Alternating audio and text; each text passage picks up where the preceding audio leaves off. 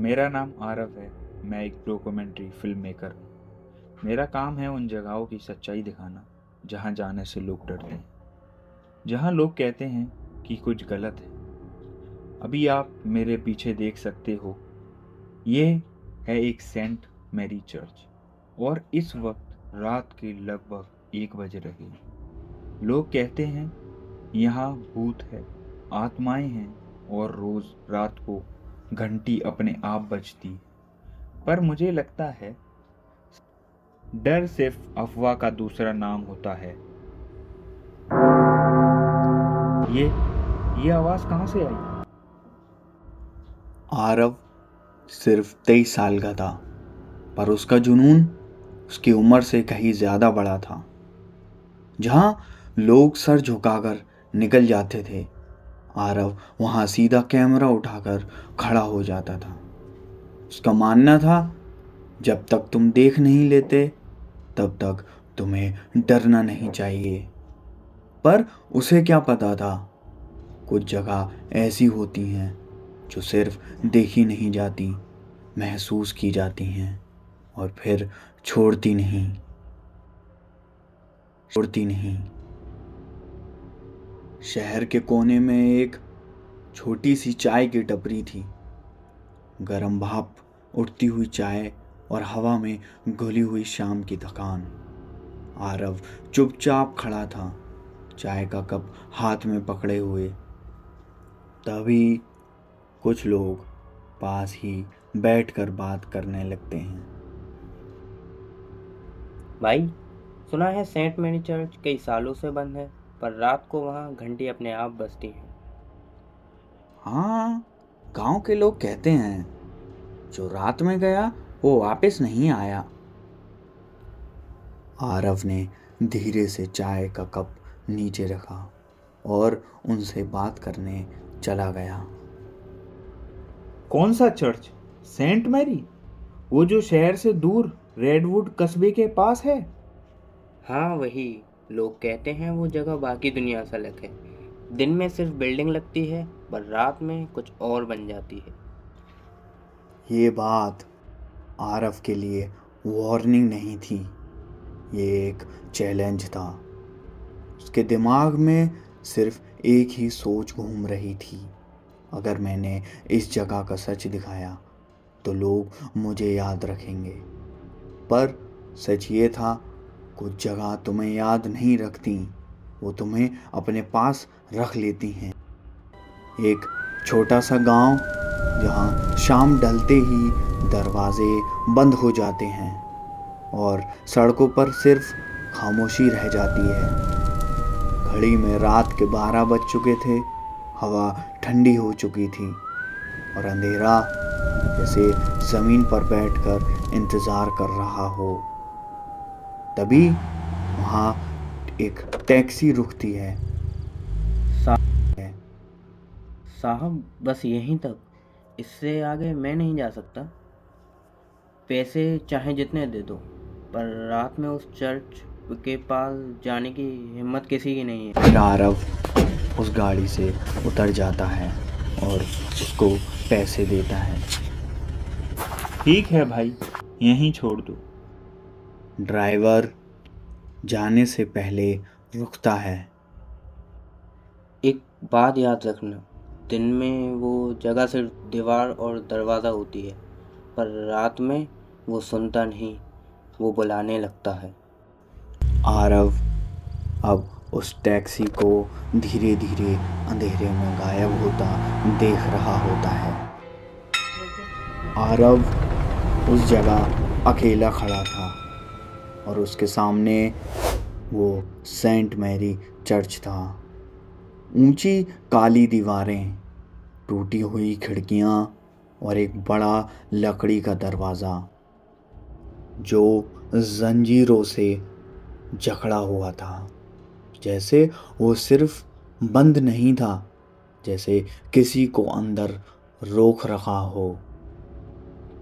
आरव अपना काम स्टार्ट करता है, अपना कैमरा निकालकर, और वो वीडियो रिकॉर्ड करने लगता है।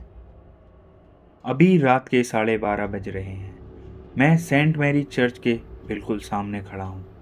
लोग कहते हैं यहाँ कुछ गलत है, पर मुझे तो सिर्फ एक पुरानी खाली बिल्डिंग दिख रही है। अगर यहाँ कोई है तो सामने आओ। तभी पीछे से एक घंटी की आवाज़ सुनाई दी।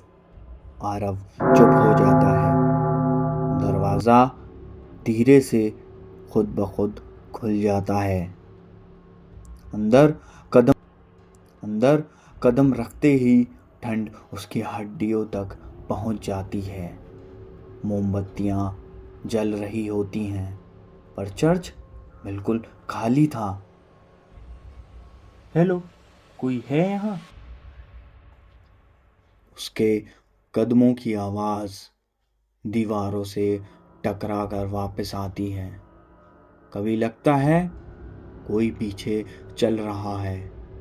वो रुकता है तो आवाज़ भी रुक जाती है। तभी आरव अब आगे बढ़ने लगता है।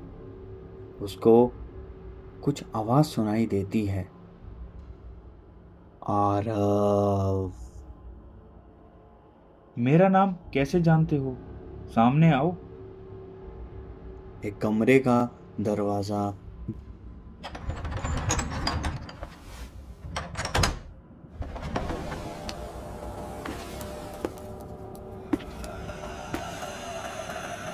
धीरे धीरे खुलता है। अंदर पादरी के कपड़े लटक रहे हैं और वहीं दीवार पर क्रॉस बना हुआ है।